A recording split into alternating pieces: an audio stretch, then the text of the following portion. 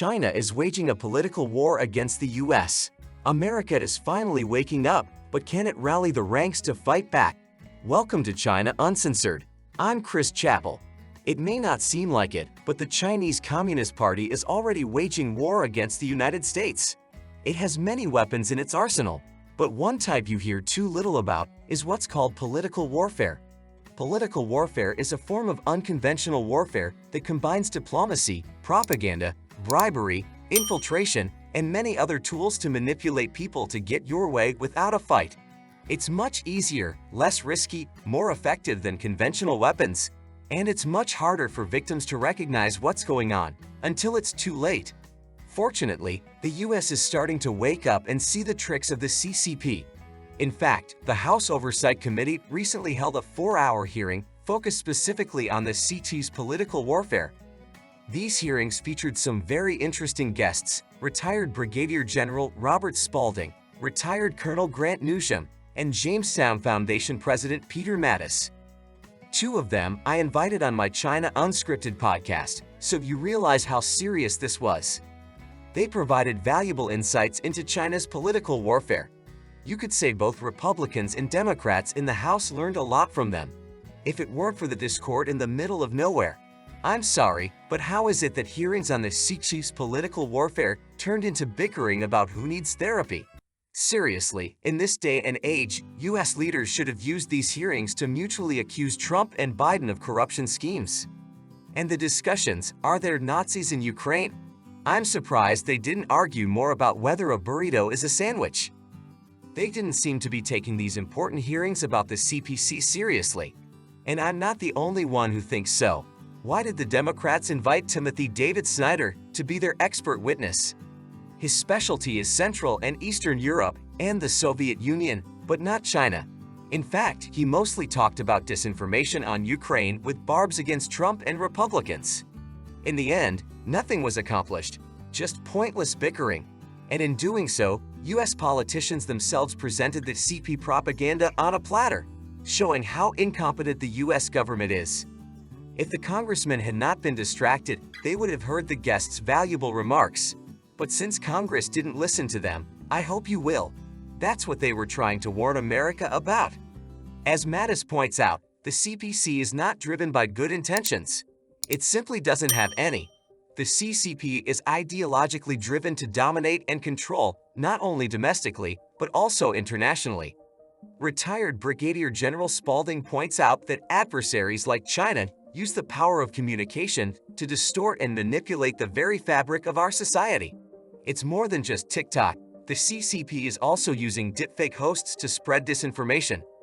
Retired Colonel Newsham warns of the same thing. According to him, a key aspect of political warfare is psychological warfare. It changes the way people perceive and look at things, which in turn shapes the way we think, speak, and act toward China. For example, the CCP deliberately equates criticism of the CCP with anti-Asian racism. This idea was even floated at the hearing. Republican rhetoric and policies have helped normalize anti-Asian racism in our country. Even the implication that the CPC lacks biosecurity standards may have contributed to the spread of the virus is labeled racism. Another point raised by experts is that the CCP indoctrinated the US military into believing that China posed no real threat and any problems could be solved through cooperation and understanding. An example of this is former Assistant Secretary of Defense Joseph Nye. Work with China, don't contain China. If we treat China as an enemy, we are guaranteed to have an enemy in the future. And if we treat it as a friend, a more peaceful outcome is possible. So far, many politicians have said to cooperate with China on climate, fentanyl, North Korea. But let's stop and think. The CCP is a communist regime that threatens its neighbors, commits genocide, uses rape as torture, persecutes dissenters abroad, steals hundreds of billions in intellectual property every year, destroys the environment, wages a drug war, and supports other authoritarian regimes and terrorist organizations. And we are being told to cooperate with it? According to some politicians, business leaders, and academics, yes. But this is not cooperation, it is indulgence and successful political warfare by the CCP. something even the Soviets could not accomplish. However, Mattis, Newsham, and Spalding offered solutions. Newsham believes the US should do a better job of exposing the true nature of the CCP and its political warfare. This should be handled by the State Department's Global Engagement Center, which was created to identify and counter foreign propaganda and disinformation.